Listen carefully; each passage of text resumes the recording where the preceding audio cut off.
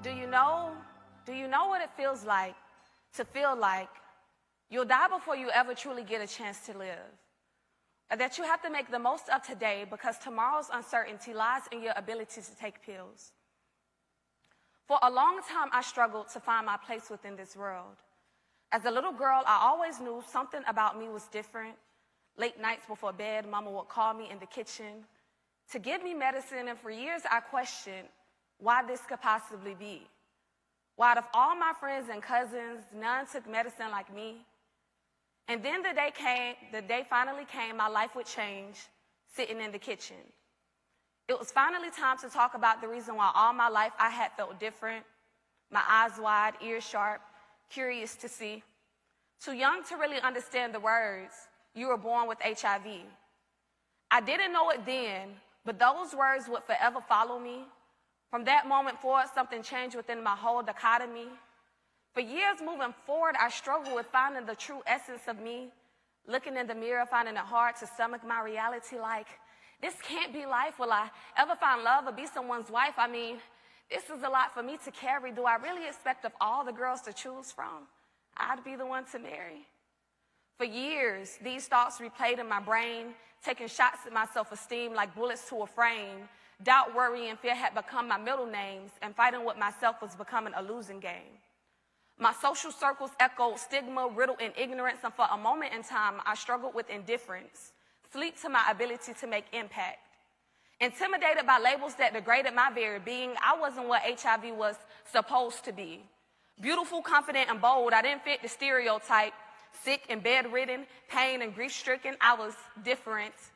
I had an image to protect, or so I thought, but my need to be free superseded my need to fit in and be accepted by my peers.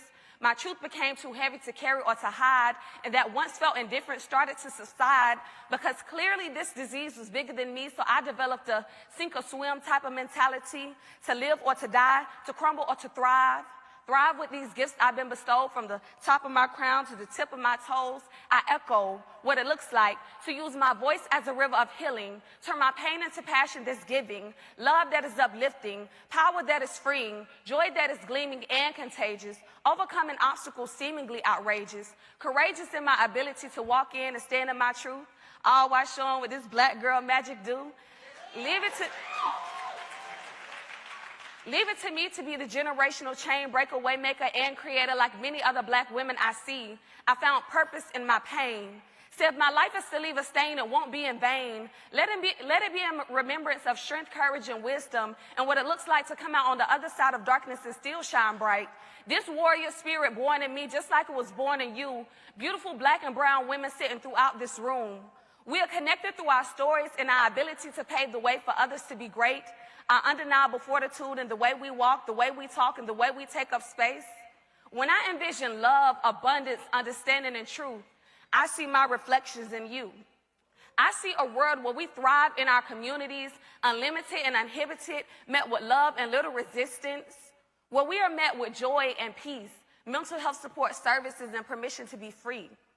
I envision a world where we are valued, protected, and respected, live in stigma-free environments where our voices aren't neglected, a world where we have accessible health care, whether we can afford insurance or our own welfare, a world where integrative support services are at the foundation of health care, because without a holistic approach, HIV is a death stare.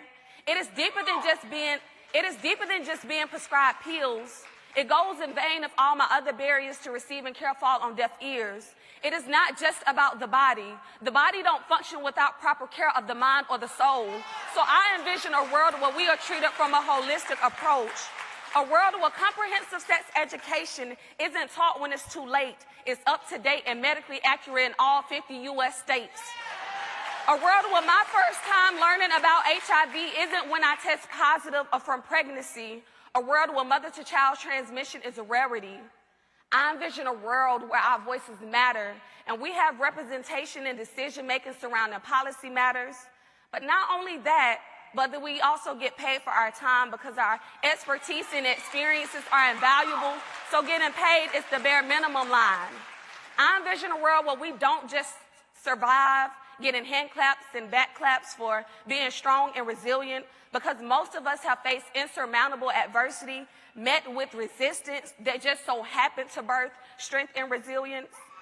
I envision a world where we thrive, where we have supportive communities and networks that enhance our lives, a world where we're no longer fighting to have a place at the table. We naturally create space and set the standard for greatness.